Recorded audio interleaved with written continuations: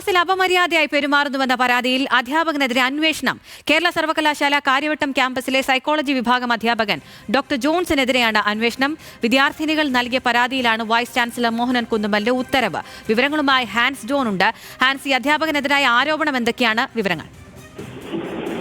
അഖില, പ്രധാനമായും ഈ ക്ലാസ് സമയത്ത് അപമര്യാദയായി പെരുമാറുന്നു, കൂടാതെ കൃത്യമായി ക്ലാസ് എടുക്കുന്നില്ല എന്നിവ ചൂണ്ടിക്കാണിച്ചുകൊണ്ട് കാര്യവട്ടം ക്യാമ്പസിലെ നിരവധി വിദ്യാർത്ഥിനികൾ ഇദ്ദേഹത്തിനെതിരെ വൈസ് ചാൻസലർക്കും അതിനോടൊപ്പം തന്നെ കാര്യവട്ടം ക്യാമ്പസിലെ അധികൃതർക്കും പരാതി നൽകിയിരുന്നു. ഈ പരാതിയുടെ അടിസ്ഥാനത്തിലാണ് ഇപ്പോൾ വൈസ് ചാൻസലറായിട്ടുള്ള മോഹനൻ കുന്നുമ്മൽ ഇദ്ദേഹത്തിനെതിരെ ഡോക്ടർ ജോൺസണെതിരെ അന്വേഷണം പ്രഖ്യാപിച്ചിരിക്കുന്നത്.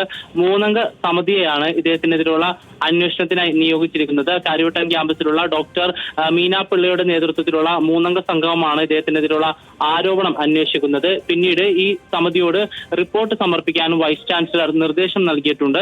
ഈ റിപ്പോർട്ടിന്റെ അടിസ്ഥാനത്തിൽ തുടർ നടപടികൾ സ്വീകരിക്കാനാണ് തീരുമാനം. സമിതിയുടെ റിപ്പോർട്ട് സിൻഡിക്കേറ്റിന്റെ പരിഗണനയിലേക്ക് സമർപ്പിക്കും. സിൻഡിക്കേറ്റ് ആയിരിക്കും പിന്നീട് ഈ അധ്യാപകനെതിരെ നടപടി സ്വീകരിക്കുക. അഖില, ഹാൻസ് ജോണാണ് വിവരങ്ങൾ നൽകിയത്.